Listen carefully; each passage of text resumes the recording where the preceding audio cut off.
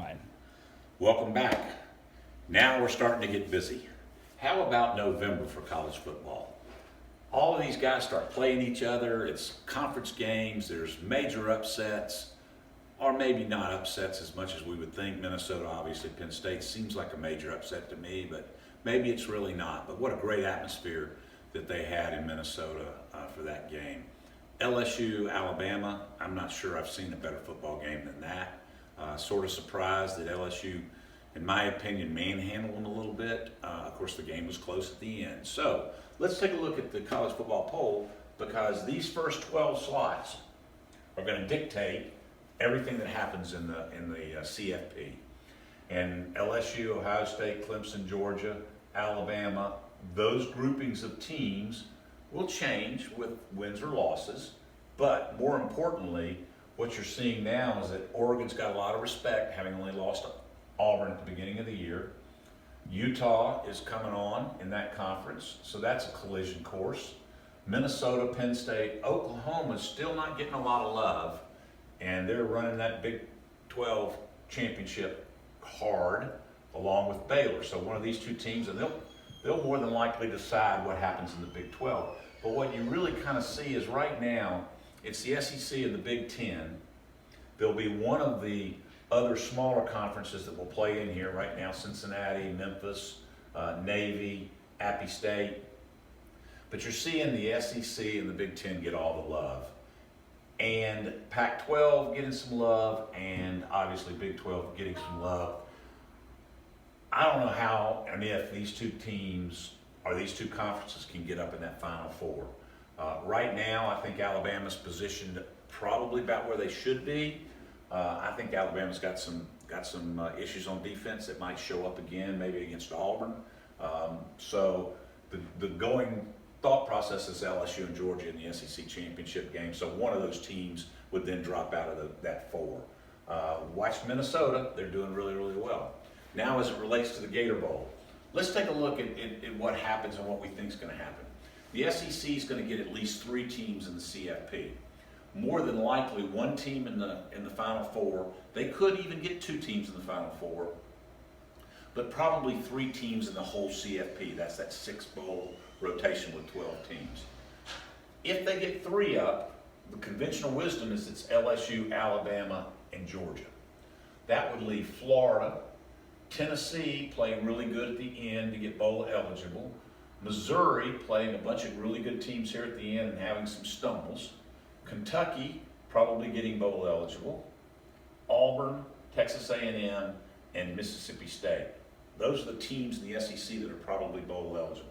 So if you take Georgia, LSU, and Alabama off the board and in the CFP, then you've got Florida, Auburn, Texas A&M, Tennessee, Kentucky, Mississippi State. Well, we've had Mississippi State, so I doubt we would get Mississippi State again. We had Texas A&M last year, so we won't look at Texas A&M. So that means that what we'd really be looking at is Florida, Tennessee, Missouri, and currently Missouri's on probation, but they have asked the NCAA to waive that. So Missouri could get bowl eligible. Right now, you can't count Missouri as being bowl eligible, so it starts Florida, Tennessee, Kentucky, Auburn, and then these 2 will be bowl eligible, but we're not going to look at them. So those are one of those teams going to play in the Gator Bowl, and we think that's really good. The TaxSlayer people would be happy with that. We think that any of those teams would bring a lot of fans, and so we're really good and moving in the right direction with the SEC. On the ACC side, the big question has come to me now is, what about Florida State? They look like they're playing better. They should beat Alabama State this weekend. That puts them at 6-5. They got Florida in Gainesville. Let's just say that they don't win there, but they're 6-6.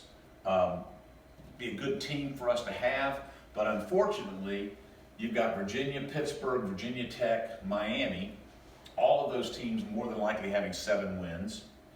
Down here, you got Wake Forest having 7 wins. And so the pool that we're in of 4 bowl games, we're going to almost be required to take these 8-4 and 7-5 teams and not be able to go get a 6-6 team. We would love to have Florida State. We would love to take Florida State and put them against one of these teams over here. Our natural inclination this year is to go Big 10, but that would be sort of the address here and how it's going. But Florida State's looks like they played a pretty good football game last week. They'll win this week, and then the big clash against Florida. We'll see how that turns out. The Big Ten sort of cleared itself up. Minnesota has now looks like they're going to play above. They played Iowa this weekend. They played Wisconsin the last weekend. They should be at the worst 10-2. If they win at Iowa or Wisconsin, they win the division, and they'll be playing into the Big Ten championship game. That would eliminate Minnesota off of our board by playing in the Big Ten championship game. Ohio State's clearly really good, and Penn State's clearly a good team. We think both of those teams will go to the CFP. So if you take Minnesota, Penn State, and Ohio State off the board, then you start looking at Michigan, Indiana, Michigan State, if they can get bowl eligible. You've got Wisconsin, Illinois, Iowa, Nebraska. Now, we've had Iowa. So if Iowa's the team that's on the board, and they're 6-3 right now, they could very well be 8-4 when they get through. But if you take them and say we've already had them, and you take them off the board, now you're talking about Michigan, Indiana, Wisconsin, Illinois. Those are the teams we'd be looking at there. Nebraska got a really tough road ahead to get to 6 wins, so we're not going to count those guys in the deal. It all comes down to which one of these teams is picked before us. These conferences are in pools, so we have 4 or 5 members of the different bowls are in the pools. And then we have these teams that go in slots. So 1 to the Citrus Bowl, 1 to the Outback Bowl, 1 to the Holiday Bowl, 1 to the Gator Bowl. So you can automatically see that there's 5 teams here, and 4 of them are going to get placed in our bowl games. The one thing that I hadn't talked a lot about, and I really am getting excited about this, these guys right here, Notre Dame. Notre Dame is 7-2. They play Navy this weekend, which, by the way, is not an automatic. As you remember, we had the Navy-Notre Dame game here, and Navy beat them here in our stadium. So that's not a gimme. That would make Notre Dame, if they do win, 9-2. So let's go over here and talk about this. Notre Dame is ranked 16th. You must be ranked in the top 12 to get one of the seats in the CFP unless you're a member of what I call the other 5 conferences, not the Power 5. So Cincinnati, Memphis, one of those teams is automatic. They have to play. Well, if Notre Dame is ranked 16th, guess what? They're not in the CFP. If they're not in the CFP, where do they fall? They fall as a bowl member of the ACC. Our counterpart, being in the Music City Bowl, has already had Notre Dame in this cycle. They can't have them again, so Notre Dame now becomes on our board. So that we would be looking at Camping World, and we would be looking at us, and we would be looking at Outback. And which one of those groupings would we see Notre Dame fall? And I know that the Camping World would love to have them, but they've already had them once. And I look forward to having a shot at Notre Dame again. As you know, they've played in our bowl game on several occasions. So that's the way it looks right now. We're excited about it. There should be an announcement next week about our association with the Jaguars continuing and even expanding.